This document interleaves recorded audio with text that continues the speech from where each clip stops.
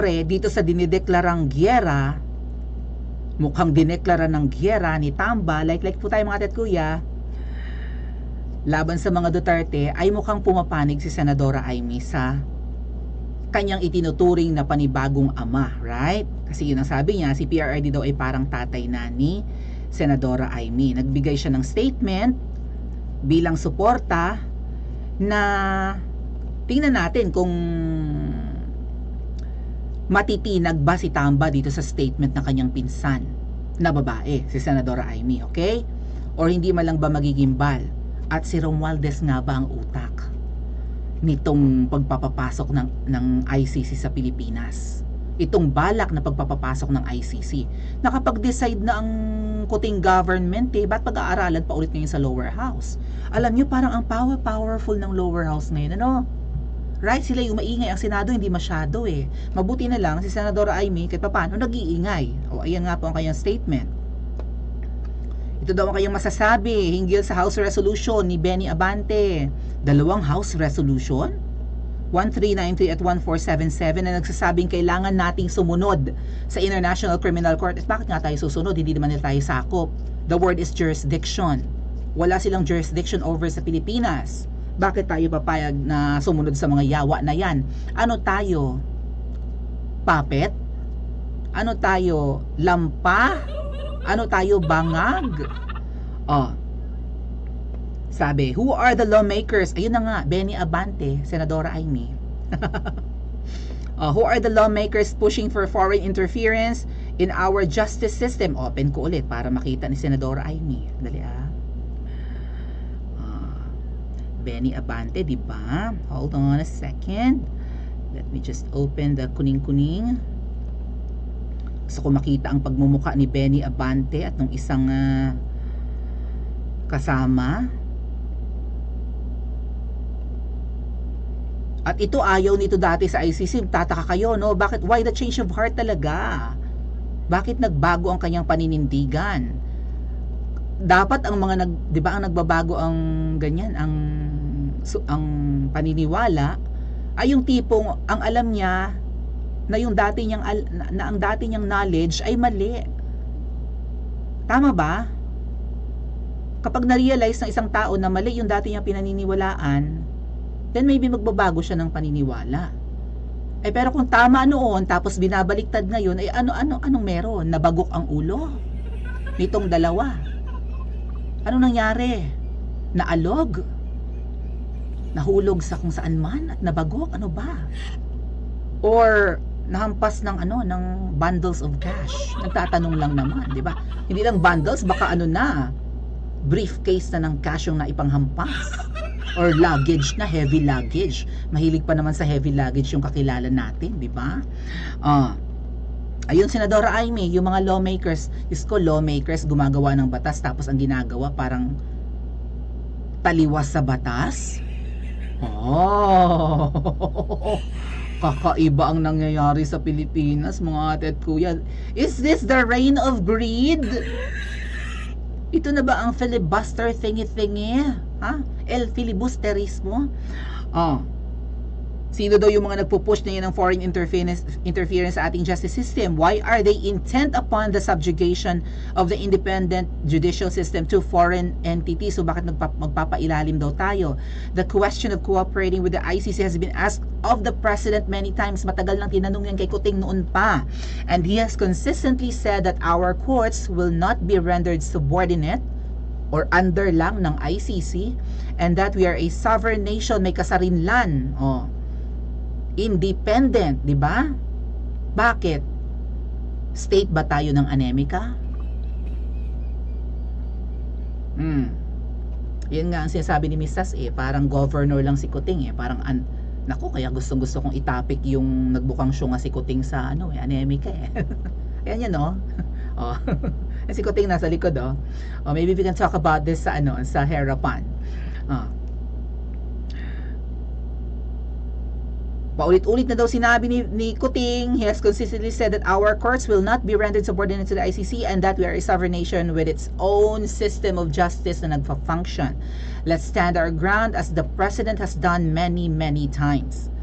O, kumbaga kontra na nga ito sa mga pahayag ni Kuting. Kaya lang, Senadora Amy, ang iyong kapatid kasi ay known din for pagiging walang isang salita, walang palabra de honor. Hindi nga niya tinutupad ang lahat ng mga pangako niya noong nakaraang eleksyon. Puro drawing ang kanyang pinangako. Gusto niyo magsimula tayo sa 20 pesos na bigas, Senadora Amy? Ha? Sundan natin ang gusto niya ng continuity na nasimula ni Pangulong Duterte, pero ngayon lumalakas ang problema sa droga. Di umano kasama pa niya sa New York yung mga ang negosyo ay pulveron. Pag may nakukulong sa Pilipinas na involved ang prohibited substance na yan, nakakalaya ay non-bailable yan with the likes of Sabaquin, yung naririnig kong pangalan na Sayarot, naririnig kong Malimit, di ba, kay Queen Bojaquera, at kung sino-sino pa na mukhang bakit namamayagpag ang mga lintik na mga sindikatong yan ng droga ngayon. O nagpayatan na yung iba kong friends, dati mataba na sila nung panahon ni Pangulong Duterte, Senadora Amy. And napakarami pang pangako na kapatid mo na sabi ay bumahing lang daw ang China at ang anemika ay mabubura tayo sa dagat Pasipiko. Ay wala daw tayong panigan sa dalawang superpowers na yan. Bakit ngayon ay under na ng anemika si Kuting? Ayun nga, dyan nga, mukha siyang uhaw na makatabi si uhaw na maging katabi si Uliani na Biden na nangungulangot. Sambang-samba si Kuting, I don't know, gusto niya magpapogi na close sila ng anemika. Gusto niyang ipangalandakan na siya ay tuta ng kano. Wala na nga nagsasabi ng tuta ng kano ngayon pero totoo, mukhang tuta ng kano ngayon si Kuting. Si Pangulong Duterte never naging tuta ng kano yan. Sino pa yung mga tuta ng kano dati? Malamang si Coricong, di ba? At pa kayong anak din. Okay. And yan nga pinagmamalaki ni Senadora Amy na kung hindi gumagana ang justice system natin sa Pilipinas, ay bakit nakalaya si Sabaquin? Kung talagang palpak, di ba, non-functioning, ganon, lutang na ang ating mga korte at ang mga huwes, bakit napayagang lumaya ang isang tao na nakulong at ang involvement na inaakusang crime ay non-bailable? Ang pagkaka-involve sa inaakusang crime, tungkol yun sa drug trade, yung kay Dilima, right?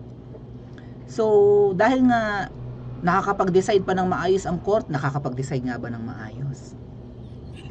Diba? Dahil gumagana ang ating justice system, naintindihan ng korte na dahil nga sa recantation ng mga testigo laban kay Sabaquin, sa pagbabago ng statement, humina ang kaso. Kaya pinayagang mag-bail ng 300K. Yung 300K na yan, chicken feed lang yan kay Saba.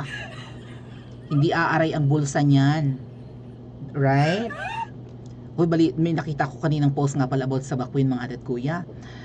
Ay sabi niya, nung siya'y nakulong, napamahal daw, napalapit daw sa kanyang puso ang 5 pusa. Wow! May guardian angel na mga pusa si Saba sa kulungan. At nung siya'y lumaya doon sa Krame, kasi sa custodial center po ng Camp Krame, dyan sa may katapat yan ng Veterans Office. QC na rin yan, di ba? QC. No. Malapit sa San Juan. Krame is in San Juan, right? Oo, kabila ng left side ng EDSA So, doon nakulong si Dilima sa Krame. PNP Custodial Center. Nung nakalaya siya, bit-bit daw niya ang 5 pusa na inalagaan niya sa kulungan sa loob ng 5 taon, 6 na taon. 6 na taon yata.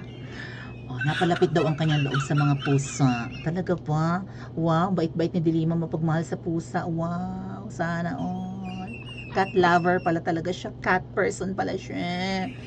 But the point there is, mga ate at kuya, kung hindi gumagana ang Korte ng Pilipinas, diba, Regional Trial Court or the Supreme Court, hindi makakalaya si Dilima kung diba, namimersonal ang korte or kung hawak ni PRRD ang korte, hindi makakalaya yan.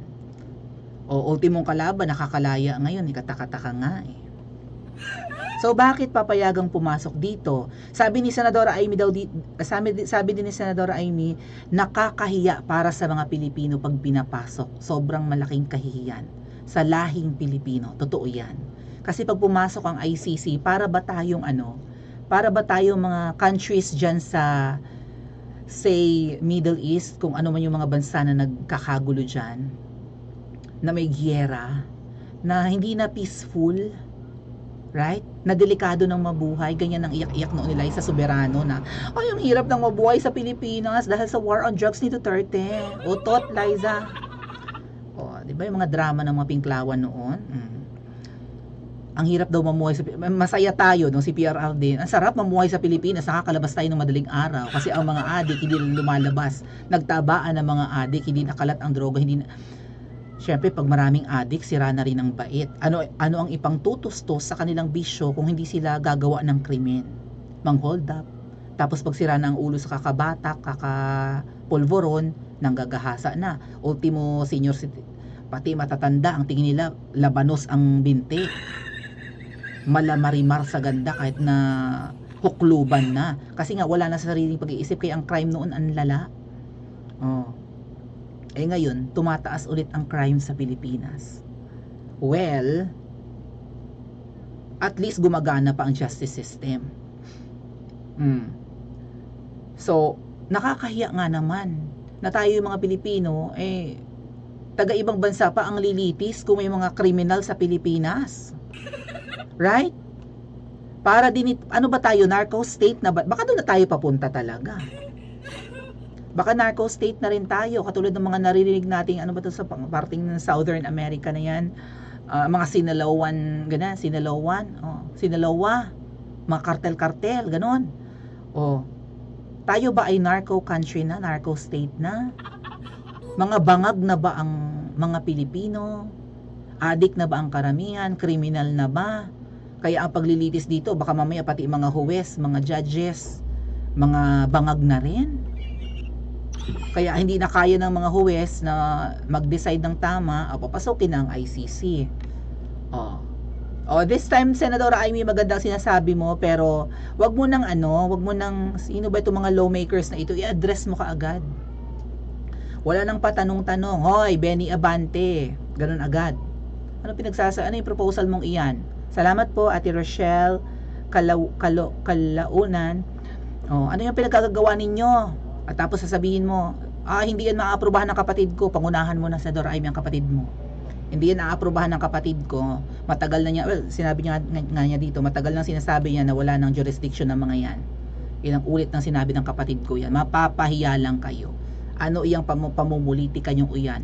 Magsasayang lang kayo ng papel, pagod at laway sa mga pinagagawa. Ganun agad, banat, anghang. Total, kinikilala mong parang tatay si PRRD, dapat maangas ka rin magsalita, Senadora Amy. Ano po? But at least, Senator Amy is very vocal sa pagkontra niya sa kapwa niya mga lawmakers sa mababang kapulungan.